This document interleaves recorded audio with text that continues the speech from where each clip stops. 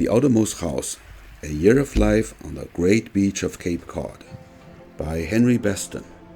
Chapter 9, The Year at High Tide. Section 3. I have spoken in another chapter of the melting away of bird life from this region during April and May. There was a time when the all-the-year-round herring gulls seemed the only birds left to me, and many of these were immature birds, or birds whose plumage was then changing from immature brown to adult white and gray. One cold, foggy morning late in May, I woke to find the beach in front of the forecastle crowded with these gulls, for a number of hake had stranded during the night, and the birds had discovered them and come to feed. Some fed on the fresh fish, findings being keepings.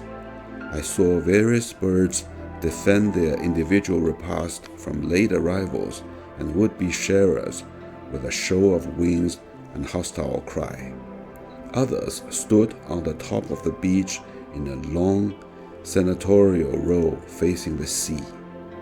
The maturing birds were of all tones of white and brown. Some were chalky and brown, some were speckled like hens, others were a curious brown mottled chalky gray. The moults of herring gulls are complicated affairs. There are spring moults and autumn moults, partial moults and second nuptial plumage. Not until the third year or later does the bird seem to assume its full nuptial and adult coloration. When I first opened my eyes on a bright midsummer morning, the first sound that becomes part of my waking consciousness is the recurrent rush and spill of the summer sea. Then do I hear a patter of tiny feet on the roof over my head, and the cheerful notes of a song sparrow's homespun tune. These sparrows are the songbirds of the dunes. I hear them all day long, for I have a pair nesting on the seaward slope of this dune in a clump of dusty miller. My building of the forecastle has given them something to sit on, something they can see the world from, and on its ridge pole they perch, singing at life in general with a praiseworthy persistence. The bird really has two songs, one the nuptial aria, the other the domestic tune. It sings the first in the nest-building, egg-laying season, and the second from the close of the honeymoon to the silence in the fall. I was amazed this year at the suddenness of the change. On the afternoon of July 1st, I heard the birds on my roof singing aria number 1. On the morning of July 2nd, they had turned the page to aria number 2. The songs are alike. They resemble each other in musical shape, but the first is much more of a warble than the second. On throwing open my door on the dunes, the morning sea and the vast empty beach with its coast guard paths, I find the house being stormed by swallows. They are picking up the half-torpid flies that have spent the night on the shingles and just buzzed off. And on looking north and south along the dunes, I see swallows everywhere. The grass glistens in the early morning light. The slant of the sun picks out the ripening spears. The graceful birds swim close above the green. Most of these birds are bank swallows, but I often see barn swallows and tree swallows scattered in among them. A little after 7 o'clock, they melt away. Through the day, stray birds come foraging, but the swarm is a morning affair. The bank swallows have nests north of Norset Station in the clay stratum of the Great Bank. The tree swallows and the barn swallows live farther inland, near the farms. Some say that the bank swallows nest in these dunes. I have never found their nests in this living sand, but the swallows may manage it after all. Time and again have I been astounded at the manner in which animals use this sand as if it were ordinary earth. Not long ago, on the top of Big Dune, I found that moles had tunneled a surface of live sand for 6 or 7 feet. The common tern, here called the mackerel gull, dominates both the beach and the summer day. 3,000 or 4,000 of these birds are nesting in the region.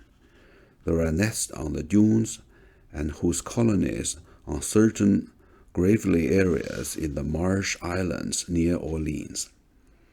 All day long, I watch them flying to and fro past my windows, now sailing with a favoring wind, now battling into an opposing breeze. I see them going along the breakers long before sunrise. White birds flying past a rosiness of eastern sky, and an ocean still blue and dark with night. I see them pass like spiritual creatures in the dusk. There are crowded days when I live in a cloud of their wings and the clamor of their cries. The common tern, or Wilson's tern, some call him, is indeed a lovely bird. His dominant colors are pearl gray and white. His wings are bent.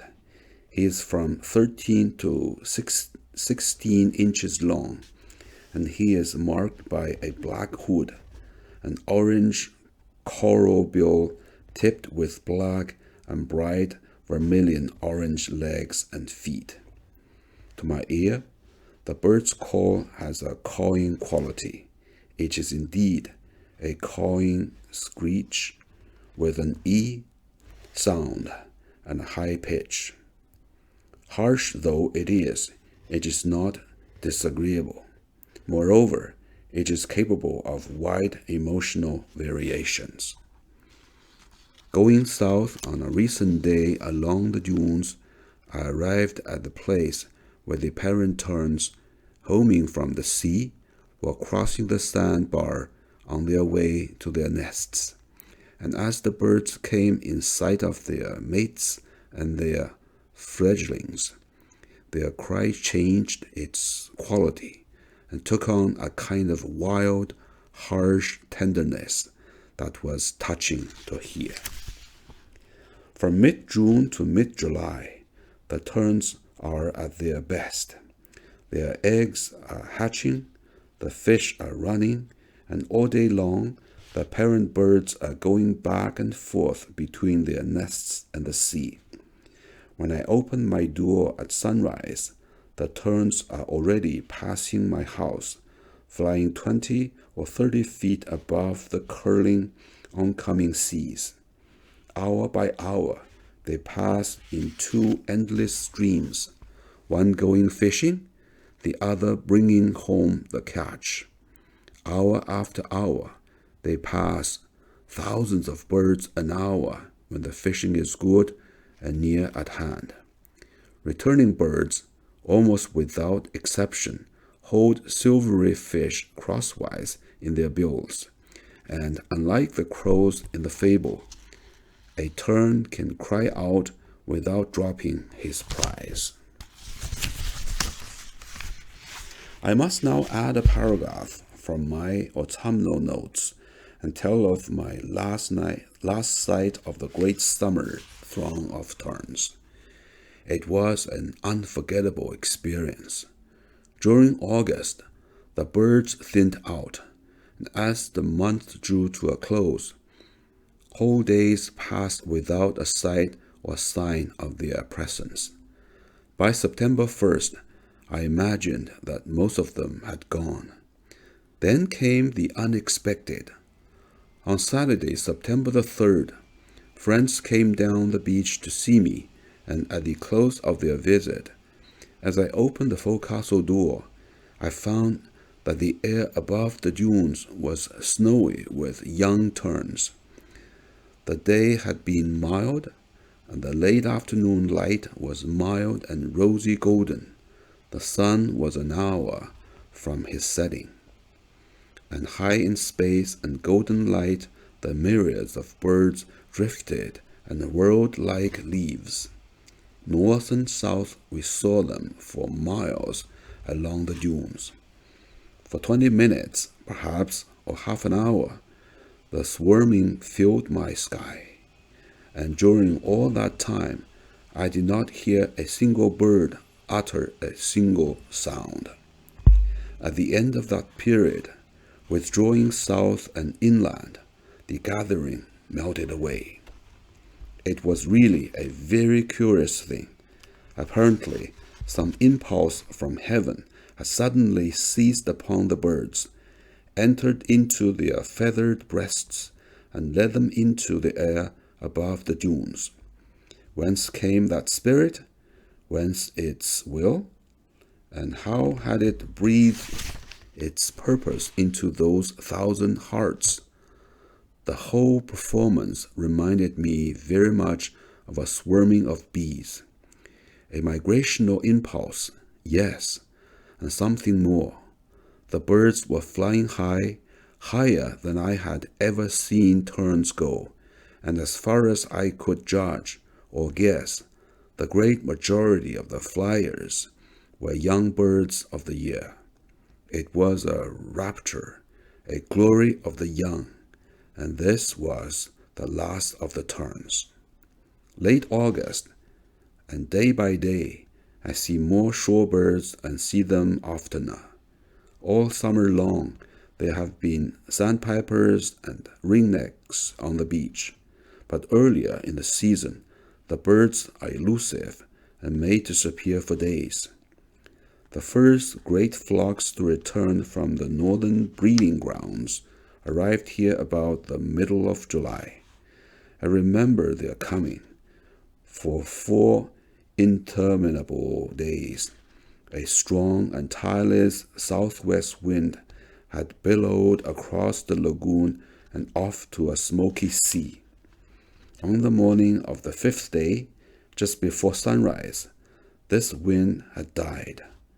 Then had come dullness and quiet, and between 9 and 10 o'clock, a breath of easterly air. All that 5th afternoon, the beach had been black with birds, most of them ringnecks or semi-palmated plovers. The long southwester had apparently dammed up a great migrational stream. These first flocks were vagrant mobs, walking to Nauset between 2 and 3 o'clock. I must have put up between 2 and 3,000 birds. As I drew near, mob after mob after mob crowded the air and sought feeding grounds ahead. The smaller autumnal flocks had flown in psychic unity, rising and falling, wheeling and alighting together. These mobs scattered and divided into wandering companies. Late August, and my wild ducks, having raised their families, are returning by hundreds to the marsh. During May and June and early July, when I wandered about this region in the night, I heard no sound from the flats.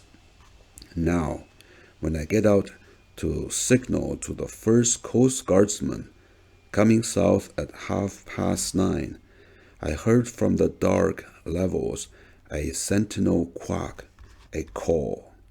The marsh fills with life again. The great sun goes south along green treetops and moorlands fruiting and burned brown. The quality of life, which in the ardor of spring was personal and sexual, becomes social in midsummer. Stirred by the vernal fire, a group psychically dissolves, for every creature in the flock is intent upon the use and the offering of his own awakened flesh. Even creatures who are of the flocking or herding habit emerge as individuals. With the rearing of the young and their integration into the re-established group, life becomes again a social rhythm. The body has been given and sacrificially broken, its own gods and all gods obeyed.